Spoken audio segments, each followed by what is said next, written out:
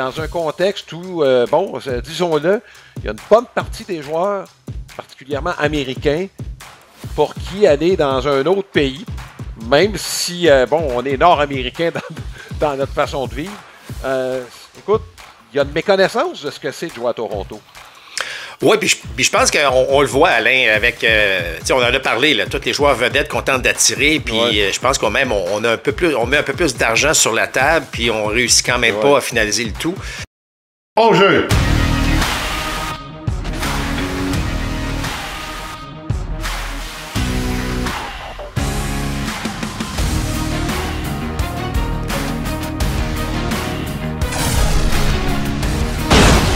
Deuxième prise! Compte complet! Le balado Compte complet est présenté par Plan de match à Boucherville, votre centre d'entraînement et boutique de baseball avec cage de frappeur intérieur et lance-balles. Fier partenaire de votre passion. Voici vos animateurs, Alain Usereau et Mark Griffin. Bienvenue à ce premier compte complet de 2025. Très content de vous avoir avec nous, Alain Usereau en compagnie de Mark Griffin. Même si c'est un peu tard, on vous souhaite une très, très bonne année. On est à peine à un mois du début des camps d'entraînement. Ça passe vite.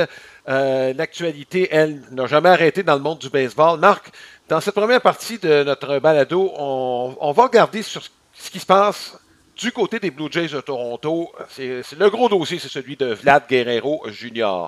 La première étape, je sais pas, je pense que ça fait partie du processus. On a évité l'arbitrage. 28 millions, ça veut dire que ça va être plus que 30 millions par année pour Vlad Guerrero. J'imagine qu'il va vouloir au moins 10 ans. Là, quel genre d'argent va-t-il tenter d'avoir? Est-ce qu'on s'en va du côté plus de Juan Soto ou l'autre comparable, Marc, c'est Raphaël Devers? Bon, écoute, Alain, il y a bien des choses dans ta question. En fait, premièrement, tu l'as dit.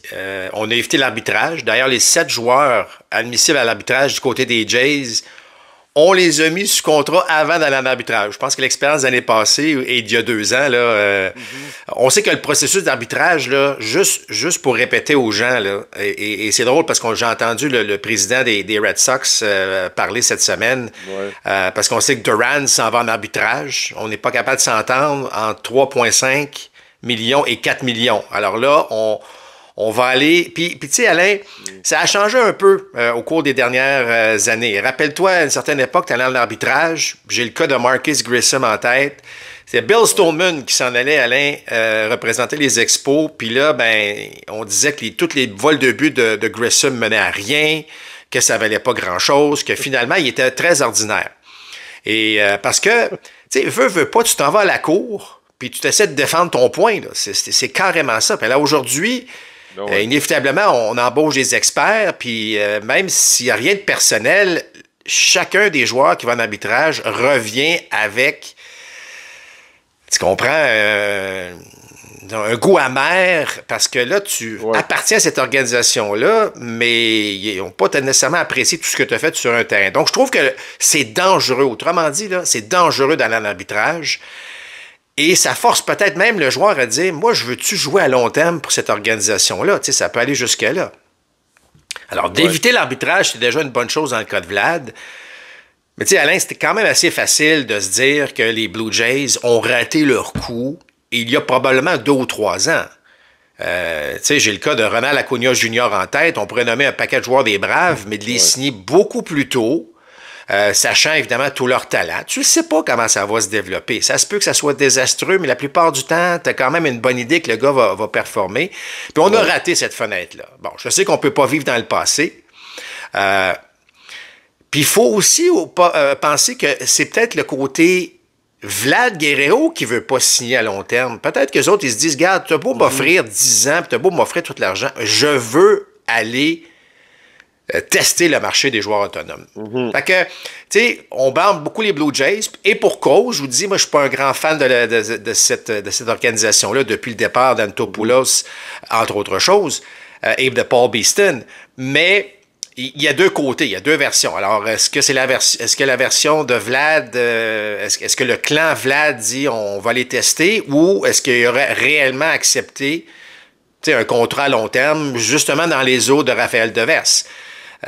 Alors, C'est un jeu dangereux parce que là, on risque de perdre Vlad pour pas grand-chose, évidemment, s'il se passe rien. Puis là, la question que je te pose maintenant, Alain, c'est que si les Blue Jays n'ont pas un bon début de saison, est-ce qu'on se débarrasse rapidement de Vlad Guerrero via transaction, sachant qu'on a tout essayé, mais qu'on sent que ça aboutira pas à rien, là? Ben, c'est sûr qu'il y a des décisions à prendre de ce côté-là. Est-ce que la date butoir, c'est pas le premier match? Je ne sais pas exactement de la façon que ça va se passer. Qu'est-ce qui se passe aussi dans la tête de Vlad Guerrero? C'est le même âge que Soto. La feuille de route n'est pas la même que Juan Soto. Il faut quand même le mentionner. Soto a été constant tout le long de sa carrière. Vlad, on parle de super saison 2 fois depuis le début de sa carrière, dont la dernière. Mais tu parles d'arbitrage, Alain. Mais admettons, là, tu prends les 6 premières années de Soto puis les 6 premières années de Vlad. Là, c'est vrai qu'en termes de constance, Soto a été bien meilleur. Oui. Mais les chiffres de Vlad sont quand même intéressants, là. Absolument. Bon, Absolument. Alors, tu vas en arbitrage avec un dossier. Là, je parle d'arbitrage seulement, là. Donc, tu vas devant un arbitre. Oui. Et l'autre vient d'aller chercher quoi? Bon, au-dessus de 750 millions, là.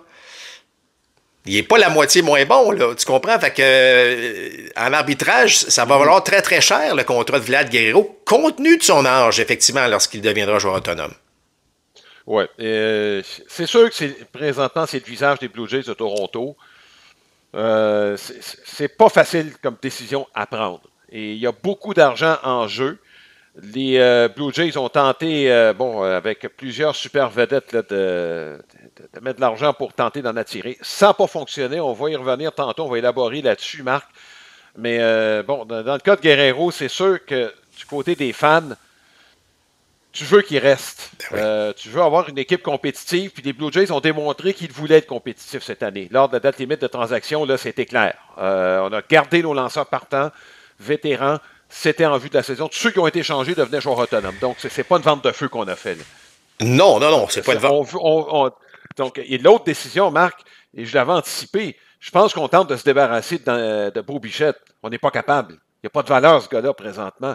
Puis, il y a encore moins de valeur comme joueur d'arrêt court. S'il s'en va au deuxième but, ce serait peut-être un peu plus intéressant. Comme troisième but, je pense qu'il n'y a pas la puissance voulue pour jouer là. Sa valeur sur le marché présentement n'est pas très, très élevée, alors que lui aussi se dirige vers le marché des joueurs autonomes. Donc, il y a des décisions importantes qui sont à prendre. Et je parlais du fait qu'il est important pour les partisans, mais tu as aussi une responsabilité monétaire là-dedans. Et jusqu'où on est prêt à aller. C'est la question, nous, qu'on peut se poser dans le fond, là, jusqu'où pense-t-on que les Blue Jays sont prêts à aller pour Vlad Guerrero? Oui, ben c'est ça. Regarde, Alain, on était dans le coup pour Ohtani, tu en as parlé. On était dans le coup pour Juan Soto. En fait, on était dans le coup pour Corbin Burns. Ouais. On s'était lancé dans le vide à chaque fois, puis c'est pas parce que l'argent n'était pas là. Il y avait même une enveloppe spéciale qui arrivait de Rogers. Fait que ce que je trouve un peu déplorable, c'est que... Puis tu sais, Vlad n'est pas fou, Alain. Là. On avait cet argent-là disponible pour des gars qui viennent de l'extérieur, et là, tu as le gars qui est ton joueur de concession, puis bon, on n'est pas capable de le mettre sous contrat à long terme. C'est pour ça que je dis, il manque des éléments d'information, parce que est-ce que c'est Vlad qui dit non, ou est-ce qu'on n'a pas offert un contrat digne de ce que Vlad pense qu'il peut être, parce que ça fait 2 ans, là, depuis Ohtani, puis là, évidemment, cette année, c'est Juan Soto, là. On est dans le coup pour Burns. En fait, chaque gros nom disponible, les Blue Jays semblent être dans le coup. Donc, on semble vouloir être en mesure de dépenser, mais on n'est pas capable, à la fin de la journée, de mettre sous contrat ce joueur-là. Puis pendant ce temps-là, ton joueur vedette, le visage de ton équipe, tu n'es pas capable de le mettre à long terme. Fait que c'est sûr que, vu de l'extérieur, c'est un peu bizarre ce qui se passe. Là. On va s'entendre, là, c'est un peu spécial. Est-ce qu'on veut laisser vraiment Vlad aller après la saison prochaine? Est-ce que Vlad veut vraiment tester le marché? T'sais, c'est là que ça se joue pratiquement, cette décision-là. Mais tu as raison. On n'a pas le choix. On est un gros marché du côté de Toronto. On joue dans la division Est de la Ligue américaine. Il faut être en mesure, évidemment, d'être capable de jouer sur les mêmes terrains que les Yankees, les Red Sox, les Orioles, les Rays. Donc, tu sais, si on peut pas se permettre, Alain, de dire, OK, on s'en va pour reconstruire. Là, si c'est le cas, il va y avoir pas mal moins de revenus qui vont, certainement, en termes de vente de billets. Là. Oui. Écoute, c'est de savoir jusqu'où ça va faire mal. Et Marc, éventuellement, ça va faire mal. Et c'est peut-être ce qu'on est en train de calculer aussi, Marc. Il n'y a pas un seul contrat des 10 ans et plus. Là, les Padres vont s'en apercevoir avant longtemps. Ces contrats-là vieillissent toujours mal. Puis, à un moment donné, c'est sûr qu'on va payer. Dans le fond, ces contrats-là, c'est la même chose. On surpaye pour les premières années. Vlad, là, il reste encore 4-5 ans là, jusqu'à ce qu'il arrive à 30 ans ou à peu près. Et après ça, bon, ça va commencer à décliner tranquillement. Je pense qu'il va mieux vieillir que son père en passant. Son approche, je pense, est meilleure. Je parle du point de vue de carrière, là, de rendement. Tu sais, Vlad, c'était évident, lui, que compte tenu de son approche ou son manque d'approche, qu'il était pour péricliter d'un coup sec, et c'est exactement ce qui est arrivé. Bon, je pense que son fils, son approche est un peu meilleure. Ça m'amène, Marc, à parler un peu de la situation des Blue Jays de Toronto. On a de l'argent. Toronto, regarde, c'est une ville qui a beaucoup changé pour le mieux, je pense. En tout cas, il est plus vivante qu'elle l'a été à une certaine époque, il n'y a pas si longtemps. On a de la difficulté à attirer du monde. Il va falloir s'y prendre d'une autre façon pour vendre la ville. Je pense que ce n'est pas une question d'organisation, c'est pas une question de manque de volonté de la part du deuxième étage. Je pense que c'est vraiment un manque de connaissances de la part des joueurs. Puis Marc, on peut parler de Toronto, mais je me remets, tu peux parler des expos, tu as été là, il n'y a pas grand monde qui voulait jouer à Montréal, puis même quand ça allait bien, moi, si on tourne au hockey, tu viens de Québec, Marc, les joueurs qui voulaient jouer à Québec, c'est un défi. Même avec le Canadien, je me rappelle de certains Américains, puis on peut remonter jusque dans les années 80, qui venaient jouer à Montréal de reculons. C'est de vendre la ville. Puis, dans un contexte où, disons-le, il y a une bonne partie des joueurs, particulièrement américains, pour qui aller dans un autre pays, même si, on est nord-américain dans notre façon de vivre, écoute, il y a une méconnaissance de ce que c'est de jouer à Toronto. Oui, puis je pense qu'on le voit, Alain, avec, on en a parlé, là, tous les joueurs vedettes qu'on tente d'attirer, puis je pense qu'on met un peu plus d'argent sur la table, puis on réussit quand même pas à finaliser le tout. Fait que c'est sûr qu'il y a toujours cet effet-là. Même Toronto, qui est un gros marché, c'est le seul marché canadien actuellement. Donc, un joueur se dit, j'ai 29 marchés américains, oui, Toronto, mais, puis tu sais, c'est un défi additionnel. On ne se le cachera pas. C'est l'argent canadien versus l'argent américain, même si le joueur n'est pas affecté nécessairement par ça, peut-être même au contraire. Là. Mais ça reste que, bon, les impôts, les ici. Fait qu'il y a toujours cette fameuse réputation-là qui n'est pas toujours facile à se défaire. Ça, c'est vrai. On ne se le cachera pas. C'est pour ça que lorsque tu mets finalement un gars sous contrat comme un Springer à long terme, lui, il faut qu'il devienne un gars qui t'aide à vendre tout ça. Tu sais, pourtant, j'écoutais un Justin Turner qui est son court passage à Toronto, tu sais, qu'il a adoré ça, là. Il a découvert une ville, mais il a pris, il est signé à Toronto, il est allé voir ce que c'était, il a aimé ça. Mais il faut utiliser ces gars-là un peu plus pour faire comprendre aux gens que jouer au Canada, que ce soit à Toronto ou Montréal, bon, à l'époque, il y a des avantages aussi, c'est le fun, il y a des choses intéressantes, mais on le vend pas bien. Mais en même temps, Alain, moi, je pense que l'organisation, et là, je parle d'organisation baseball, tu sais, le département baseball en est pour beaucoup. Et, tu sais, Antopoulos et Paul Beeston ont fait, selon moi, un travail remarquable à l'époque. Mais peut-être que l'avenir, dans le fond, Alain, c'est de se dire, faut retourner à développer des joueurs, comme les Expos le faisaient si bien à une certaine époque.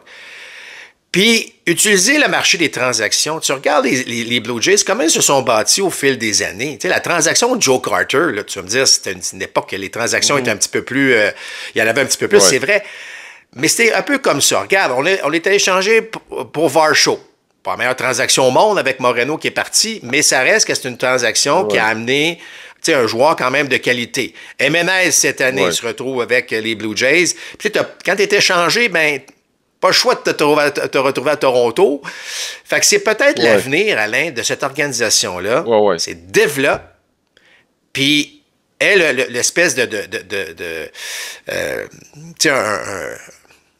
le flair, là, je m'excuse l'expression, mais tu sais, d'être capable d'aller chercher le joueur, de faire la transaction qui va t'amener à un autre niveau et faire comme des équipes bon, comme Saint-Louis, par exemple, qui vont pas toujours sur le marché des joueurs autonomes, mais qui vont chercher un vétéran de temps en temps qui vient compléter, si tu veux, ton équipe.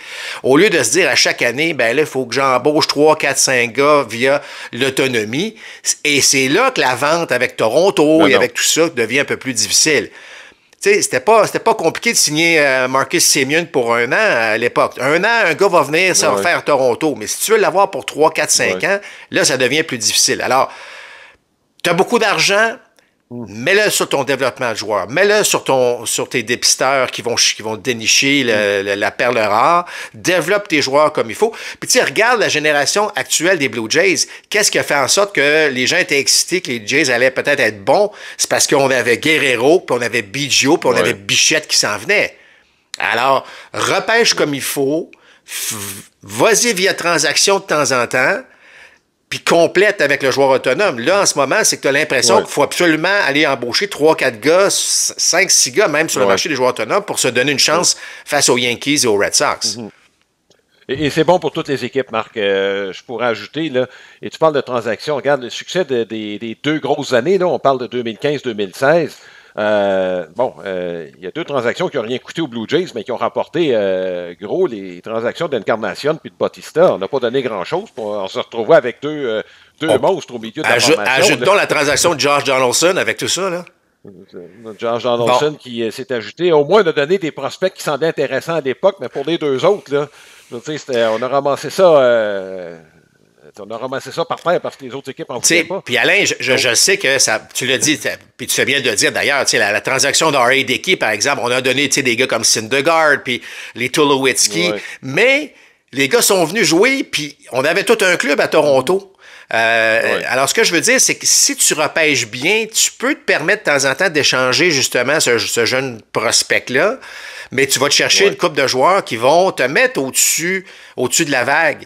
Fait que c'est pour ça que l'expérience d'Antopoulos, puis ça ne cachera pas, Alain, ces transactions-là qui ont donné les clubs de 2015 et 2016 dont tu fais mention, là, ben, ça a complètement relevé le baseball au Canada, là, pas juste à Toronto. Là. Puis c'est là qu'on a commencé à faire des matchs préparatoires à Montréal, puis que ça a excité tout le monde, puis tout ça. Donc, c'est pour ça que, bon, je sais qu'il ne faut pas vivre dans le passé, Alain, mais le fait qu'Antopoulos soit parti, ça n'a pas aidé la cause, parce que ceux qui sont venus remplacer cette direction-là, ils ne pouvaient pas connaître le marché canadien et Toronto comme Beeston le faisait et comme Antopoulos. Donc ça, c'est une erreur, selon moi, où on en a payé le prix pendant... Ben, on paye encore le prix, en fait, de cette histoire-là, mais ça reste que la réalité d'un marché canadien, elle est ce qu'elle est, Alain, puis on fait face à d'autres défis que des marchés américains n'ont pas. Oui, ça, Marc, il faudra peut-être avoir une discussion sur comment les structures des équipes ont changé au fil du temps. Le poste de président, directeur général et tout ça, Kim Inge a quitté dans les mêmes circonstances avec Miami. Il faudra peut-être discuter, Marc, de tous ces changements qui sont survenus au cours des dernières années. On l'a même vu au hockey, Marc, la structure du Canadien de Montréal, c'est qui tire les ficelles? Est-ce que c'est Gorton ou Hughes ou un mélange des deux? Bref, le processus décisionnel a changé beaucoup. À cet effet-là. On aura probablement l'occasion d'en discuter. Marc, ça nous amène à la question du jour et aussi un préambule à la deuxième partie de notre balado. La question, en fait, c'est présenté comme lors de la saison 2024 de Compte Complet par Sylvain Autoville. C'est votre détaillant pour les pneus de voiture et le camion classique et antique. Je vous invite à consulter le www.sylvain.ca. Et la question, c'est pas compliqué. Il y a plusieurs possibilités pour les Blue Jays de s'améliorer. On peut penser à Sasaki. Il y a encore, je qualifierais de Big Three, encore de disponibles. Bregman, Alonso, Santander sont disponibles. Est-ce qu'on économise avec Vlad, puis on va peut-être en embaucher un, puis un et demi, avec autre chose. Tanner Scott est disponible. Selon vous, quelle devrait être la priorité des Blue Jays de Toronto? Donc, on vous invite à répondre à cette question. Vous pouvez aller sur notre page Facebook et mettre votre commentaire sur notre page web également. Bref, vous avez plusieurs façons de faire connaître votre opinion sur notre question. Comptecomplet.com, notre page web et facebook.com/Compte Complet Balado. Allez, on rappelle aux gens la meilleure façon de nous rejoindre, c'est via notre site internet www.comptecomplet.com. Donc, vous pouvez aller directement du site aller sur YouTube ou toute autre façon pour nous écouter aussi.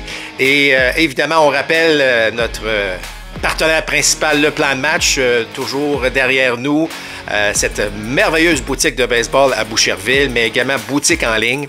Et si vous voulez vous entraîner durant l'hiver, c'est le temps de le faire. Il y a les cages de frappeurs, les cours privés, allez sur le site web de Plan de Match, vous allez avoir tous les détails. On va terminer avec ce que les Blue Jays ont fait. Bon, Jeff Hoffman qui revient à ses premières amours, lui qui avait été un choix de première ronde des Blue Jays de Toronto, impliqué par la suite dans la transaction qui avait amené Troy Tulowitzki à Toronto.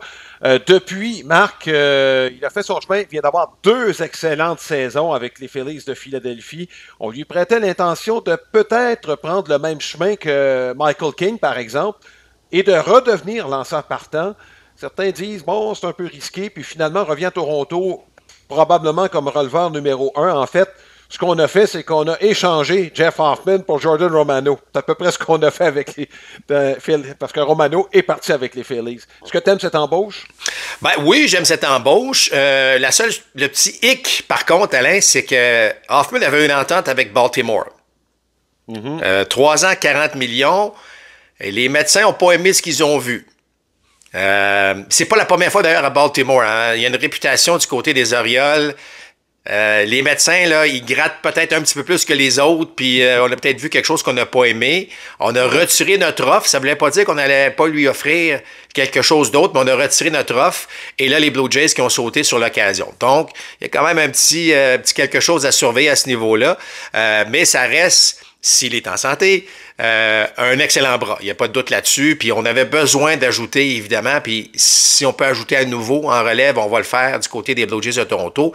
Mais certes, un bras de qualité et la manière dont on lui a vendu ça, Alain, c'est qu'il va avoir la possibilité de terminer des matchs du côté des Blue Jays de Toronto. Bon, là maintenant, il y a quelques dossiers. Celui de Sasaki, c'est un jeune japonais qui n'a pas 25 ans, qui est disponible. Et là, c'est au cours des 10 prochains jours là, que ça va se décider dans son cas. Et très, très convoité. Même, écoute, en peu de temps, sa feuille de route est très impressionnante au Japon. Oui, et Alain, c'est bon de préciser, parce que là, dans le cas de Sasaki, ce n'est pas un joueur autonome. OK? C'est comme s'il n'avait pas le statut professionnel encore parce qu'il n'a pas 25 ans. C'est un peu l'entente qu'il y a eu à une certaine époque. Un peu comme Ohtani lorsque les Angels sont allés chercher. Donc, on n'est pas allé chercher Ohtani pour 500 millions à l'époque. Et alors, ce qui est important de comprendre, c'est que là, il passe donc par le fameux pool, Alain, international. Le pool international, c'est quoi? C'est que depuis quelques années maintenant, les équipes doivent amasser, il y a de l'argent qui rentre dans ce pool-là, et c'est via ce budget-là qu'on met ce contrat, soit des joueurs dominicains ou évidemment des joueurs asiatiques de moins de 25 ans. Donc, Sasaki entre dans ce pool-là. Autrement dit, il va signer un contrat des ligues mineures. Et bon, évidemment, une invitation au camp des ligues majeures. Et là, bon, donc, mais il va quand même passer par le processus d'une première année, un salaire minimum, si c'est ça on veut lui offrir. Et par la suite, il appartient à l'organisation pour 6 ans.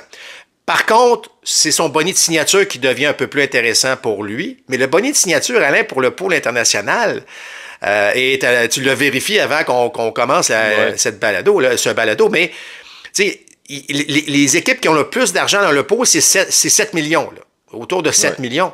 Alors, je pense pas qu'on veut tout lancer notre argent, évidemment, via un seul joueur, parce que ça veut dire que tu seras plus capable d'aller chercher des joueurs ailleurs, des joueurs internationaux. Mais c'est intéressant, là, parce que ça veut dire quoi, Alain? Ça veut dire que toutes les équipes qui ont quand même un certain montant d'argent disponible pour le fameux pool international peuvent espérer avoir un Sasaki. Donc, c'est pas un automatisme que ce gars-là s'en va aux Yankees, aux Dodgers, ou des gros marchés comme ça.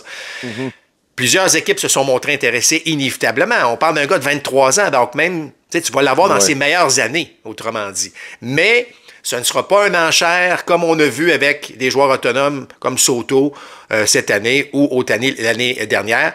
Et comme tu l'as mentionné, Alain, c'est à partir de ce mercredi que s'ouvre, si vous voulez, la fenêtre pour mettre sous contrat des joueurs de la sorte.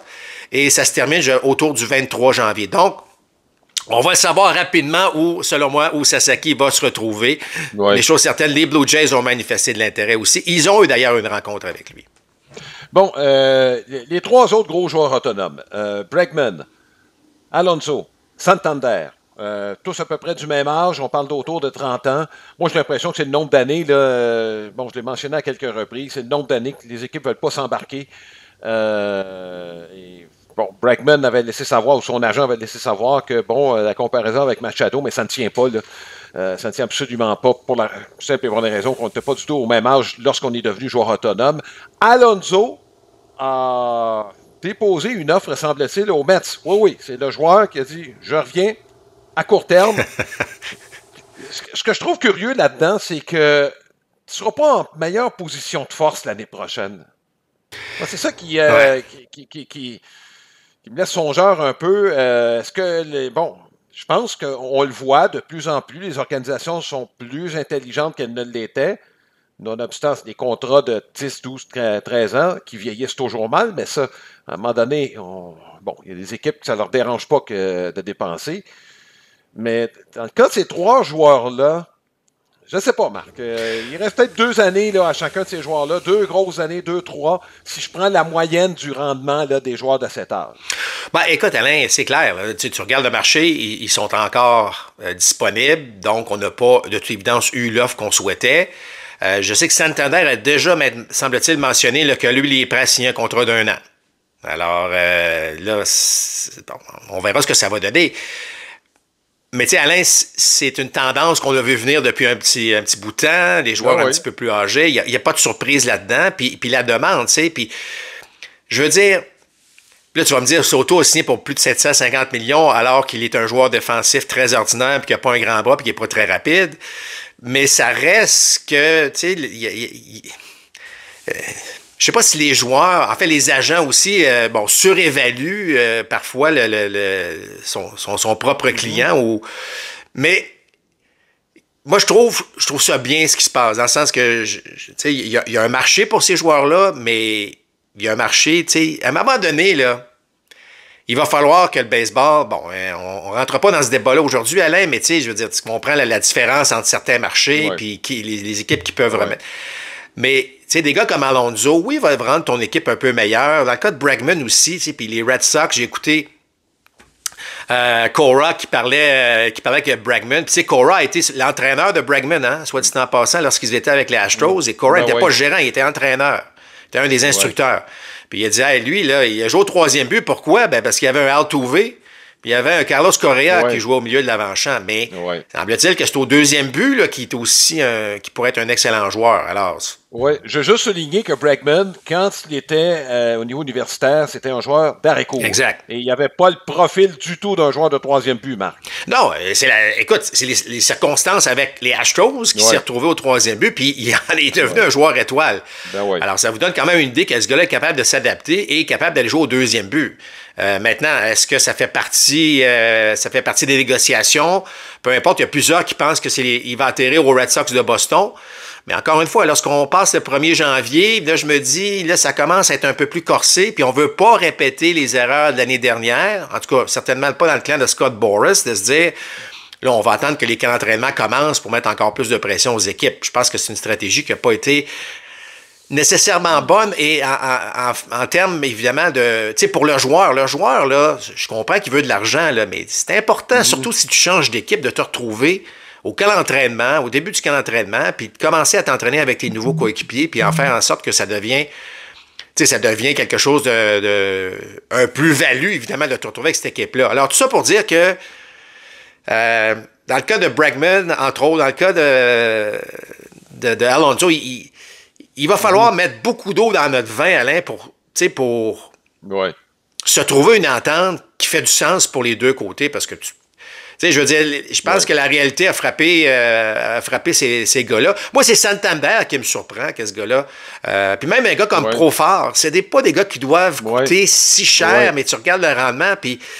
Alors, est-ce que les demandes sont encore trop élevées? De toute évidence, oui, là, mais ce sont des joueurs qui peuvent certainement aider une équipe à les rendre meilleurs, là.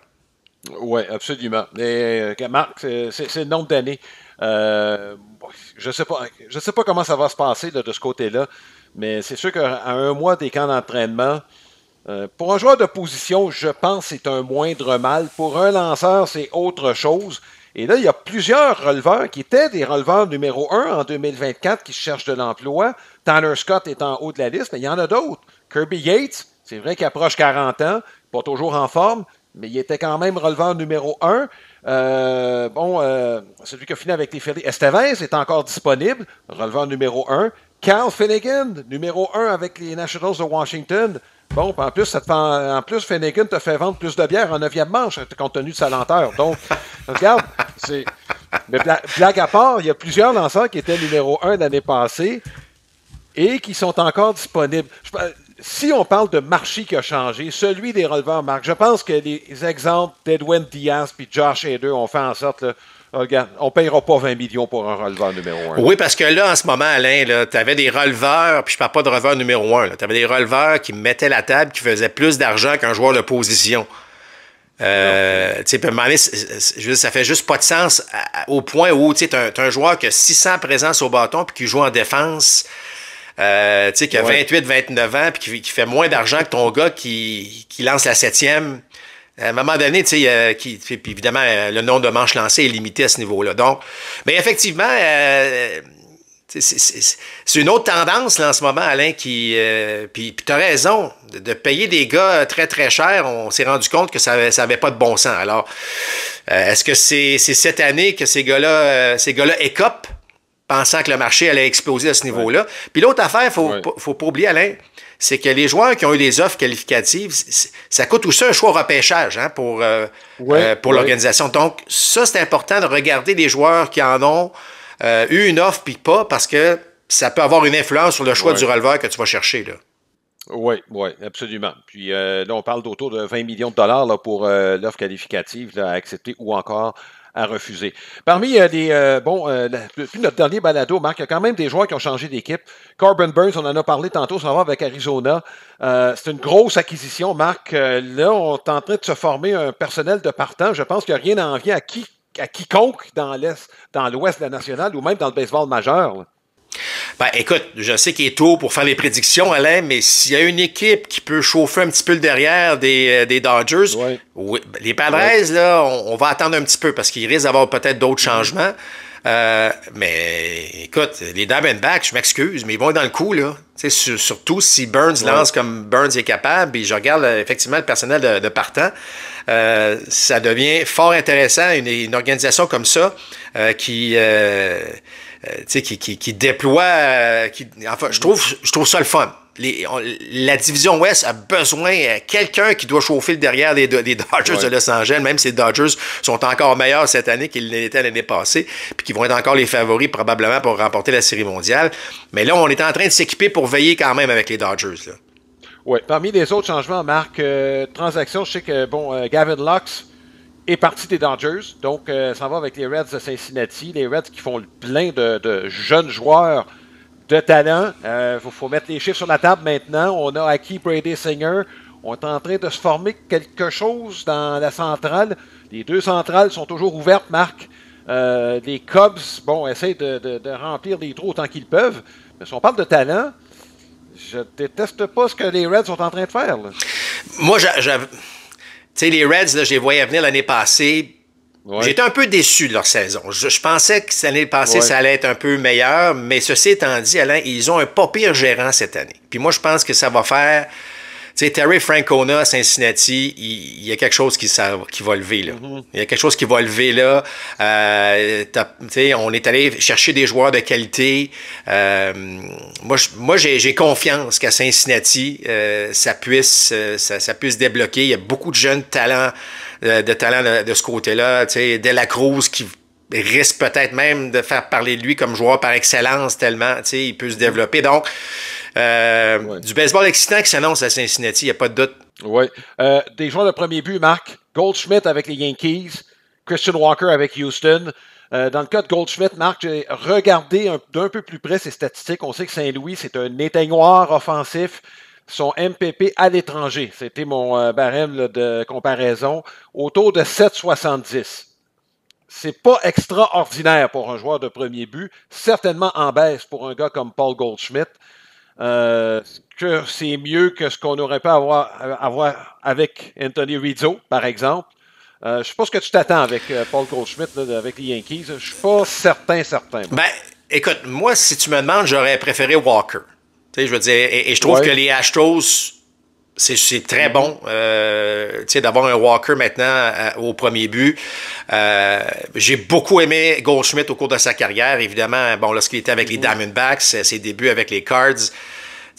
Moi, ce que j'aime de Goldschmidt, c'est que ça n'a pas été un grand prospect lorsqu'il était jeune. C'est un choix très tardif. Il a fait son chemin. Donc, moi, c'est toujours des joueurs que j'apprécie, là, des joueurs qui étaient ignorés par bien des équipes et qui ont fait leur chemin pour devenir des joueurs étoiles.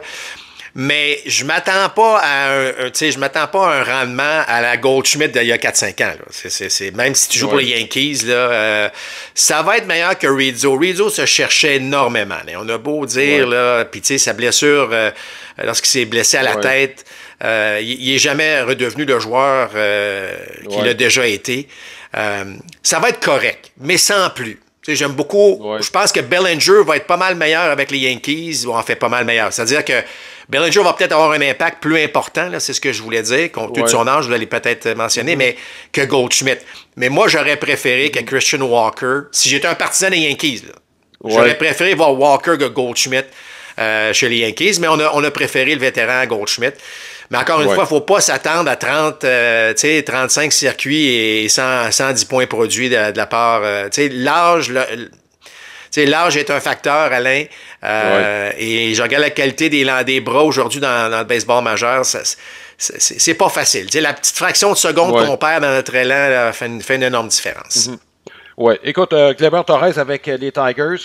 J'ai l'impression que les Tigers se cherchent un premier frappeur. Moi, c'est la seule conclusion à laquelle j'en suis venu. S'il se rend sur les buts au même rythme qu'il l'a fait au cours des 2 derniers mois de la saison, j'ai pas de problème. Mais, tu sais, j'ai peur que ce soit la même chose. Rappelle-toi Javier Baez, devenu joueur autonome après un passage avec les Mets au cours duquel il a été beaucoup plus discipliné que dans l'ensemble de sa carrière. Comme par hasard, les deux joueurs là, se retrouvent au sein de la même équipe. J'espère défensivement qu'on ne les retrouvera pas au deuxième par l'arrêt court. Mais, tu sais, en tout cas, j'espère que c'est le point de vue des Tigers quand on a embauché Gleyber Torres. Moi je n'étais pas certain. On avait un bon groupe de jeunes. Est-ce que c'est parce qu'on n'est pas content de la défense de Cole Keith? Je ne sais pas.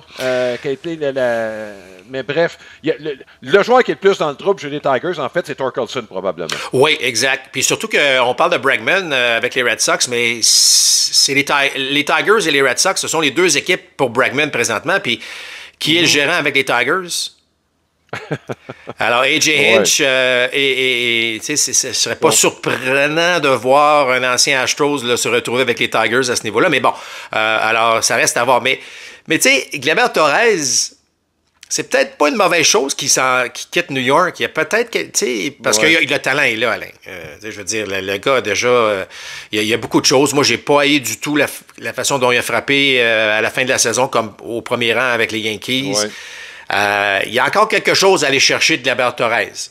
Ça va donner quoi? On verra bien, mais peut-être qu'en quittant le marché de New York, peut-être qu'on peut exploiter nos forces un petit peu plus pour toutes sortes de raisons, là, la pression médiatique peut-être. En tout cas, on verra ce que ça va donner, mais c'est quand même une chance intéressante. Mais moi, par contre, là, tu sais, Alain, lorsqu'on fait des matchs ensemble, puis je vois un gars qui court pas à 100% au premier but, là, sur une balle frappée au sol. Là, t'as Baez, t'as Torres. Je sais pas. En tout cas, on verra ce que ça va donner, là, mais... Écoute, je vais me permettre une parenthèse, Marc. Je regardais ce dimanche un match de la LIDOM, la Ligue dominicaine. On est rendu avec, dans le deuxième tour. Et le dernier retrait est effectué sur un roulant à l'arrêt-court. Et quand j'ai vu le roulant, j'ai dit à l'arrêt-court, prends ton temps. C'est Robinson Cano qui avait fait le roulant.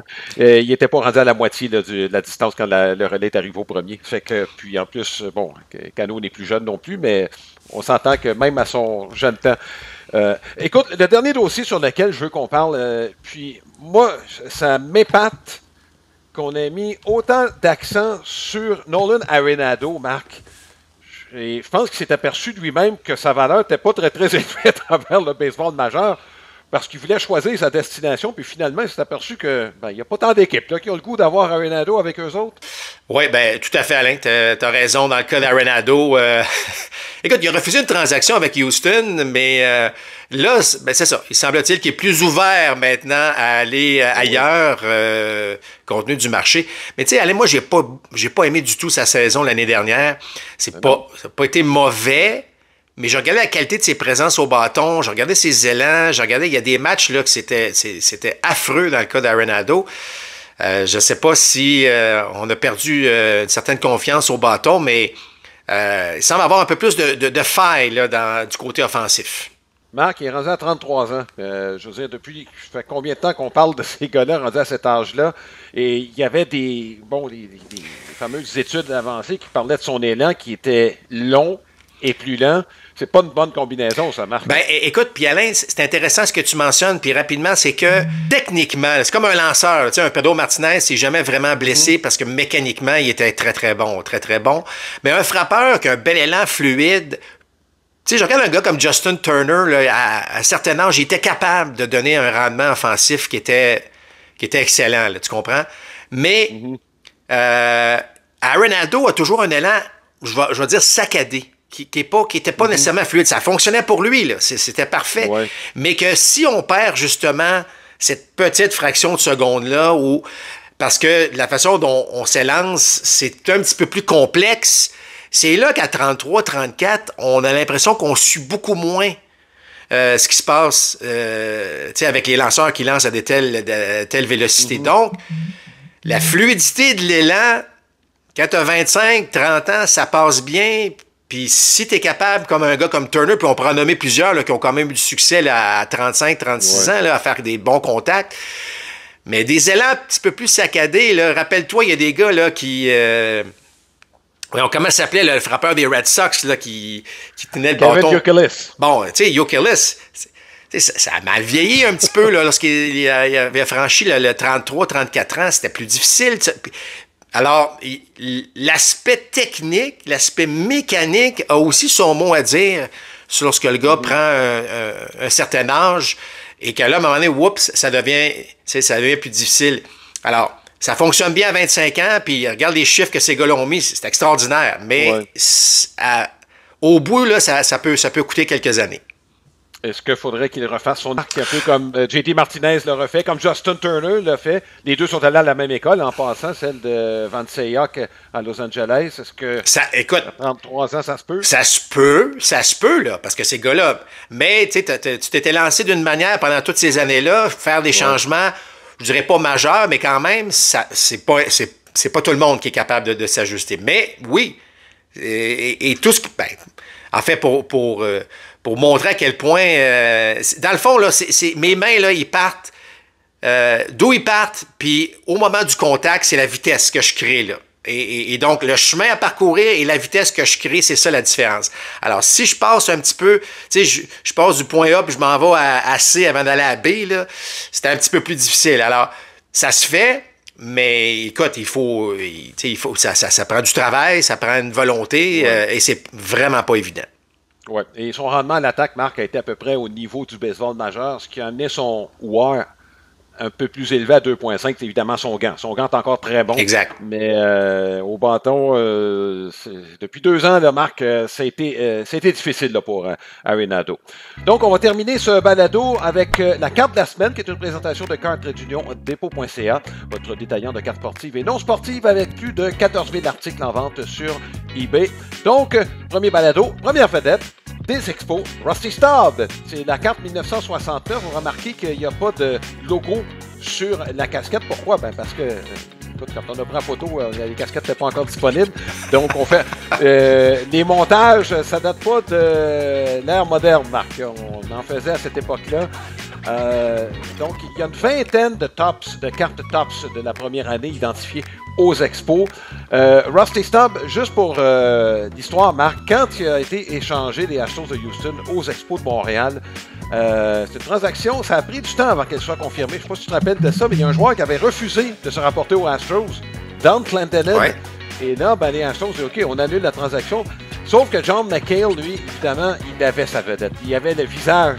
Et lui, ce qu'il a fait, c'est que avant le camp d'entraînement, il a trimballé Rusty Stubb, et c'est vraiment le cas de le dire, d'un océan à l'autre. Pour, regardez notre belle vedette dans Vancouver, dans les Maritimes, dans les Prairies, en Ontario. Et là, ben évidemment, ben là, j'ai le temps d'annuler la transaction. Ben non, il est trop tard, là, je veux dire. On a présenté Rusty Stubb à tout le monde. Et John McHale s'entendait plutôt bien avec le commissaire du baseball, Bowie Kuhn. Marc, c'était deux pareils. C'était deux très conservateurs. Puis finalement, ben, on a complété la transaction en envoyant quelques autres joueurs. Un de ces joueurs étant Jack Bellingham, qui a connu une très, très belle carrière avec notamment les Reds de Cincinnati, remportant 2 fois la Série mondiale. Donc, c'est la petite histoire. John McHale, là, qui en avait passé une petite vite, et la chose l'ont avalé de travers, je peux te dire ça, cette transaction-là. Rusty Stubb qui en a donné énormément. 3 de ses plus belles saisons en carrière, 69, 70, 71. Par la suite, on l'a échangé aux Mets de New York. Marc, on parlait des difficultés d'attirer des joueurs à Montréal. S'il y en a un qui ne voulait pas partir, là, c'était Rusty Stubb. Puis tu sais, moi, j'ai vu jouer Rusty, là, surtout à son retour. C'était quoi, 79? Exact. Mais j'ai connu Rusty après. Bon, évidemment, sa carrière était terminée. Quel chic type. Hein? C'est un gars qui... tu voyais que c'était un coéquipier très populaire, là, juste par la façon dont il s'exprime, la façon dont il raconte des histoires. Écoute, un grand, il n'y a pas de doute. Là. Moi, l'ovation qu'il avait eue en 79, il n'était pas vieux, là. Mais ça m'avait marqué, imagine-lui. Là, fait que là, je me disais, ben écoute, Rusty, c'était vraiment la vedette des Expos, effectivement, à l'époque. Oui, écoute, quand la transaction s'est faite, les Expos étaient sur la côte ouest, et là, ils revenaient avec un programme double. C'était un vendredi soir contre les Pirates de Pittsburgh, et quand il est sorti de l'abri comme frappeur suppléant, c'est une des meilleures foules de l'histoire du stade olympique. Là, on avait plus de 59 000 personnes, là, et le stade aurait pu exploser à ce moment-là. Et moi, je peux te dire qu'il y avait des gens qui étaient là. Après sa présence, sont retournés chez eux. Tout ce qu'ils voulaient, c'était applaudir Rusty Stubb ce soir-là. Puis en plus, c'était contre les Pirates contre qui les Expos étaient en lutte là, pour le premier rang dans l'Est, les Pirates qui éventuellement allaient remporter la Série mondiale contre les Orioles de Baltimore. Ben voilà, ça complète notre balado pour cette semaine. Restez à l'affût. On va, nous, évidemment, continuer de suivre ce qui se passe dans le monde du baseball. Et comme je le mentionnais, ça vient vite. Les camps d'entraînement, dans à peine un mois, il y a d'autres joueurs qui vont changer d'équipe et d'autres qui vont trouver preneur. Et évidemment, on vous en parlera lorsque ce sera fait. D'ici là, d'ici notre prochain balado, on vous souhaite un bel hiver. Soyez prudents. On espère que vous y serez. Et comme disait un de mes anciens collègues, on aime mieux vous parler que de parler de vous. À la prochaine. Balado compte complet vous a été présenté par Plan de Match à Boucherville, fier partenaire de votre passion.